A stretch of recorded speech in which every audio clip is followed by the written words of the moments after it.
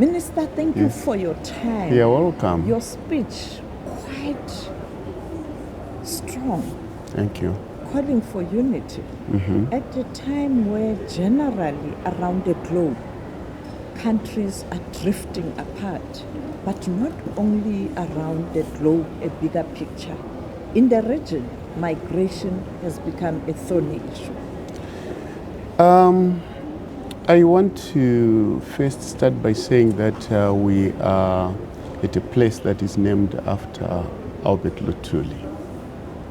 Albert Lutuli, by birth, is a Zimbabwean, but he's a South African. So he's a South African, he's a Zimbabwean. It is symbolic. We are one. Migration is not a problem at all. It is whether we are talking about how it is being done. People visit each other. Regional integration, like SADC, is a community.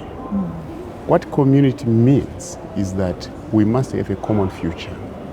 And a common future is a future of prosperity, of social cohesion, not upheaval. Yes, we can have problems here and there. Problems are there to be solved. But problems are not to be dwelt upon as if we have to sing praises for problems. Problems are solved, that's why governments are there, that's why people are there. Southern Africa is known for solidarity. We will be able to face problems, many of them, but we should not forget that we should triumph over them all the time. So the issue, basically, when we say it's not a problem, it's a challenge to the people of Southern Africa to say, what kind of future do we want? But we're not saying, even when a car is moving, there's friction between the rod and the tire. But the most important thing is movement. So that's why when we are talking about the region, we know there are several temptations that are caused by so many things, including poverty. But poverty is the one that we are trying to fight. And when we fight it, it cannot be you versus me. It has to be us versus poverty. So it is very profound, and for us it's a very emotional thing, because like during the liberation struggle, we were fighting together. But it doesn't mean we were agreeing all the time. But generally, we agreed to fight a common problem of apartheid, racism, and so forth, and we triumphed. Therefore, we will be able to find each other every time. We'll be able to do well. South Africa is saying, let's discuss this in a comprehensive manner, the pull and the push factors. And often, whether it's true or false, depending where you come from, many people will always cite an example of Zimbabweans in South Africa saying it's because of unhappiness that they are here. How do you deal with issue of being honest and frank about the reasons, but with the aim of resolving, not of blackmailing? Sophie, it's about narratives. I've just started by saying Chief Albert Lutuli was born in Zimbabwe. Is that a problem? I don't think that's a problem. Victoria Chitepo is Xhosa, but is on the Zimbabwe Heroes Acre. Is that a problem? It's not a problem. Ruth Chinamano was born in Eastern Cape. Is on the Zimbabwe Heroes Acre. Is that a problem? I don't think it's a problem. If there are problems that are particular, they can always be talked about. It's not South Africa versus the other. It's us together as a region. As a people, what do we want? That's when we talk about we have a common future. This subject is deep because it's deep. It's not to be tackled superficially. Yeah? Because there is no day that South Africa is going to separate from Zimbabwe. There is no day that Zimbabwe is going to separate from South Africa. We are together. You and me will die, but we will leave people here. And whatever we do, we have to know that our future is not only entangled by geography, it's entangled by blood. And when I say by blood, what's the difference between you and me? I don't see it. So the issue basically is that we are here, Southern Africa is here, Zimbabwe is always to the north, South Africa is always to the south. And the Beide Bridge is there. The Limpopo River is not a border. The Limpopo River is what unites us with Mapungubwe on the other side and Great Zimbabwe on the other side. So the way we have to look at it, it cannot be a textbook, push-pull. No, it's about how do we prosper together? How do we create environments that can make South Africans prosper, that can make Zimbabweans prosper, that can make Tswanas prosper, that can make everybody prosper. So, but once it's reduced to a finger pointing, you'll never find a solution because people then go into defensive positions. So Zimbabwe, for example, is not taking any offensive or defensive position. Our position is that we have to tackle poverty across the region. Across the region. Not as you versus me. No. As us versus poverty. So I think the whole debate... But how do we ensure that we have a leadership in this region that understands that it cannot be business as usual? They have to work hard to develop their own countries, working together, of course. The issue of leadership. This region has never done business as usual. This region has always confronted its problems. But knowing, whenever we are confronting our problems, we know that we cannot get rid of each other. There is no way, Sophie, there is no wishful thinking that I would say South Africans in Zimbabwe must go home. There is no way. We are talking about, when we are talking about our people, I'm talking our legalities must always be respected. But you and me, no matter how much you wish, we are together. And we will be together. Even if you are visited by a thought that will be separated, I think just go to Mahlozi and pray, because nothing like that is going to happen. We are going to be together and we are going to solve. Right now, South Africa is the chairperson of SADC. What does that mean? President Ramaphosa is a leader of 400 million people in the region that have to map a future together. Today we are in a council of ministers. Our chairperson is Ronald Lamola, who is our chairperson of 400 million people. So our context always, we cannot frame it like in a mathematical book. We are united by spirit, we are united by blood, we are united by soil, and we are confronted with very complex situations. But we must be able to face them nicely. That's why you find out that us in Zimbabwe, did you hear us talk? No. Because it's not helpful. We are not going... Some might say Zimbabwe is not talking because it's not on the receiving end. No, nobody is on a receiving end or offensive. Nobody is attacking anybody.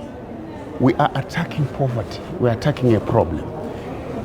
As I said, and I wanted to frame it very nicely, you cannot separate Zimbabwe from South Africa. It's impossible. It's wishful as we speak. And you know very well that about, when we talk about migration and so forth and so on, do you know that every language in South Africa is an official language in Zimbabwe by constitution? For example, right? I'm here in KwaZulu-Natal. Chief Albert Lutuli was born in Zimbabwe. Almost 30% of people in Zimbabwe speak Zulu, for example. Isn't and it? You have a almost Xhosa community. Yes, as a constitution, in the constitution, Xhosa, Sotho, Tswana, Shangani, Venda, I say Tisindebele, Kalanga, and so forth are all in Zimbabwe's constitution. So it's very important for people of the region to open up the minds and learn that if we have a certain problem, let's say we have an employment problem, let's tackle the employment problem. Let's not talk about ethnicities. It's not necessary. Let's not talk about nationalities. If there is criminality, let's talk about criminality. Criminality has no nationality. You take a criminal and they are taken to due process. But don't say Zimbabweans, Kwana, this. We must learn that when we are tackling a problem, we are not tackling a nationality. We are tackling a criminal. If it's a criminal, it's just. But once we start labeling and so forth, you're an experienced person and you know what I'm talking about very deeply. That kind of thinking, it results in consequences that we might not be able to contain. That's why, for example, when Zimbabwe is quiet, we know very well that we in South Africa, no matter how people wish, we cannot be separated. Minister, the other issue is that people are saying perhaps this is the right moment to respond to some of these criticism, because it's difficult at times to have access to the Zimbabwe leadership as it's happening now, that if leaders don't address issues of corruption but also abuse of country resources, we are not going to resolve the issue of poverty, unemployment in the region. Yeah, you know what? Us as Africans, including yourselves, for over 600 years, we've been given names. You're like this, you're like that. We don't want to be in that school of thought. And even corruption is not Zulu, it's not Tswana. Corruption is English. You hear what we're talking about? It's English, which means there's something like that there. So there is nothing African about it. When we are talking about trying to govern ourselves, do better for our people and so forth, I would talk to Zimbabwe, for example. We had inflation which was above 100 for many years. We worked very hard. Now you find out our inflation is less than 3%. You can see effort. We had a GDP as a lower middle income economy country of about 1,200 in 2017. Right now we have a GDP per capita, of about 3,500. Our aim for 2030 is to move it to 4,500. Zimbabwe is the largest, for the past 10 years, we have built the largest steel industry in sub-Saharan Africa. We have done it, and it's working. And we are working with South Africa, for example. You would know that in the platinum group of minerals, most of it is being processed in South Africa. About 70% of the throughput that you see in the South African chain is coming from Zimbabwe. It's a fact. So when I say it's not about Zimbabwe versus another country, it's not like, that's why Zimbabwe you will not find a Zimbabwean standing and abusing South Africa. We will not do that. And don't expect Zimbabwe to be making any statement abusing South Africa. It's not because we are afraid. And you made it clear it's because we have values. We have values of Ubuntu. We are not WE wrestlers. We are people of this region. And we will face many problems. This is not the first problem that we'll face. We'll face many, but we will triumph because we will use our minds more than our emotions. It is very important that the government of Zimbabwe is taken in the correct context. President Mnangagwa and President Ramaphosa work very well together. They taught us how to work well together, not to do shouting matches at each other. We do shouting matches at poverty and the problem. And even when we are doing the repatriation program, you must know that we work very well with the South African government. Nicely and so forth. It is unlike what people were expecting. A spate of diplomatic outbursts and so forth. I'm sorry, there's nothing which is going to come like that from Zimbabwe and between Zimbabwe and South Africa. Next week we are going to have our BNC. Yes, we can have people complaining here and there. It's part of the democratic dispensation. People can always complain. People can always try to scapegoat Zimbabwe, but scapegoating, we cannot do it at this level. Minister, finally, it's not related to SADC. Yes. We have some Zimbabweans who are in the country since the troubled days of President Mnangagwa leaving office. I know you are not perhaps a leader of ZANU-PF or so, but are you intending to reach out to your fellow compatriots who are outside the country? Perhaps there was a misunderstanding at that time, and maybe some of them would still want to go back. You spoke about where Zimbabwe is right now. And from where I'm sitting, I see a real potential that if Zimbabweans can find one another, Zimbabwe can again lead us. The reconciliation and unity. I hear you, but Zimbabwe has no problems when it comes to that. And even when His Excellency the President, Dr. Idi Mnangagwa, talks, he says, Zimbabweans at home and in the diaspora. We don't have, some of these things are perceptions. Right? But perceptions are allowed in a thinking mind. Everybody is free to be in Zimbabwe if they want to come to Zimbabwe. All Zimbabweans can come home if they want to. But other people, if they want to be living in Australia, they are also free to do so.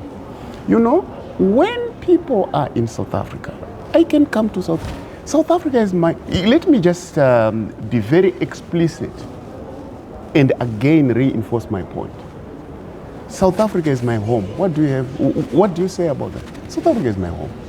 What do you, is there a problem? Zimbabwe is your home. Is there a problem? Right? At some point, we had a visit by King Misuzulu in a courtesy call on the president. Now recently. Recently. It's his home, Zimbabwe, it's his home. That's how we take South Africans. You can come in your thousands, it's okay. We don't have any problem. That's the level of maturity that we have to attain. That's exactly what we are discussing in SADC. So Zimbabweans at home and in the diaspora are free. Because in South Africa, there are so many Zimbabweans. But we cannot talk about recent. Even my great-grandfather in 1895 was here. It came home. It's not new. We cannot be given subjects by outsiders and start grinding each other like that. It cannot. And I think you can see that the spirit with which I'm talking is not the spirit of sparring. It's a spirit of a united people, Ubuntu, the children of Tobela, talking to each other, the spirits talking to each other. We can use so many words, and we can have and listen to so many voices from the wilderness. But we are here, Sophie, together. You and me as brother and sister, if we have a problem, we will solve it. But no scapegoating. It has nothing to do with the leadership. It has something to do with us as a region, together leading. In actual fact, President Mnangagwa uses a principle which he calls ubiquitous leadership. Everybody is a leader. We are not in a situation whereby there are some people who tell people what to do and they dance and so forth and so on. They sit down, they sit. No, leadership is in everybody. Ubiquitous leadership, which means when I talk, I must have responsibility over my actions, what will happen. That's why when we had, for example, an interview at Skukuza, I was misunderstood. When I say, no, please, don't talk about migration. The crisis is how we tackle our problems in such a way that it doesn't have a negative effect on South Africa, it doesn't have a negative effect on Zimbabwe. Zimbabwe will not participate in the destruction of South Africa. Zimbabwe will never participate in the dehumanization of South Africa. Zimbabwe also expects the same. So this is the spirit that we have, and that's why you find out that you never found public statements which will say, and this. We will tackle them in a way that wants to find a solution, not that wants to destroy this region and the unity between Zimbabwe and South Africa. We are a united people. Somebody said, oh, you know, you Zimbabweans, you talk a lot about liberation and so forth and so on, and use it as an excuse. We say, no, if South Africa was in trouble today, we'll do it again, but we don't expect a thank you. It's a matter of principle. If South Africa was going to be in trouble in 50 years' time from now, we'll do what we did again. But South Africa was in trouble with Israel, taking Israel to ICC. The continent was mum. No, nobody was mum. Nobody was mum. You must understand. Also, I mean, if I may use this language, Sophie. Nobody condemned. Which African country condemned South Africa? Any. So what's the problem? So the issue which we are talking about, anyway, I like, this is my first time to have an interview with you. Let's be deep and let's love our soil. Let's love our people. And we must let's not use narratives that are important. Because we can be given subjects like little bones, which are thrown on little dogs and they start running around bones. We are a people. We are strong. We have objectives. We will patiently meet those objectives.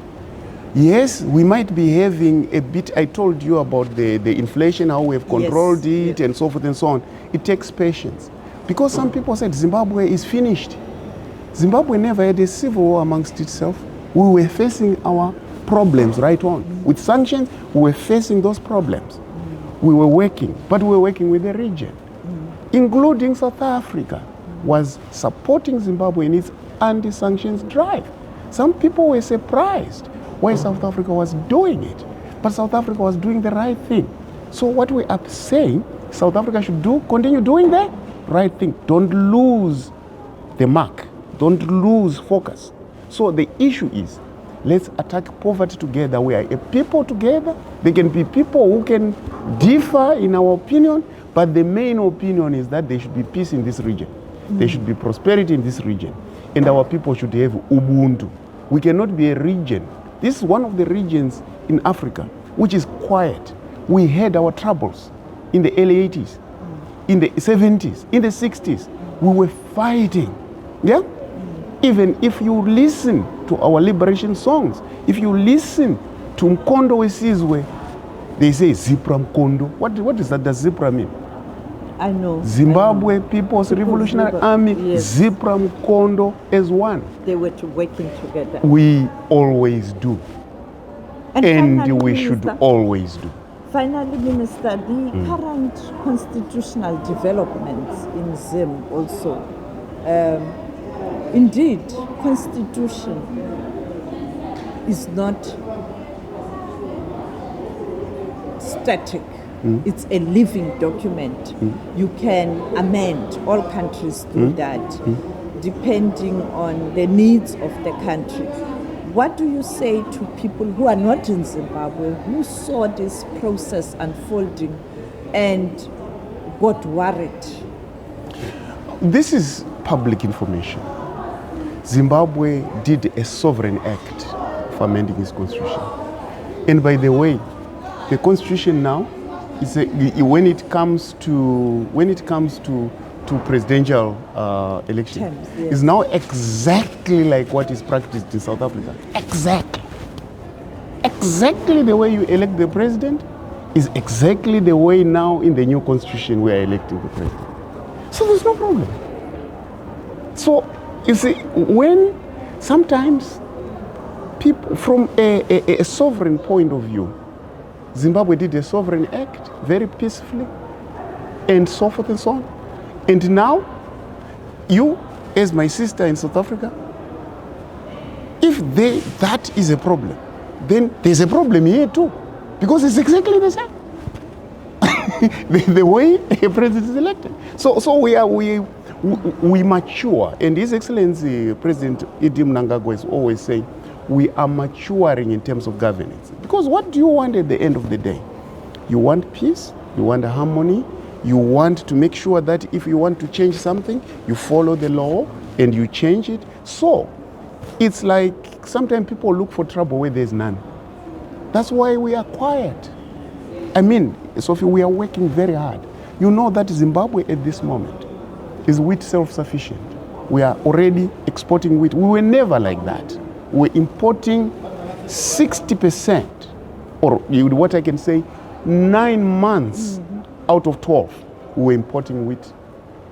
We're only producing for 3 months. But now we are producing for about 15 months. So we are on the move.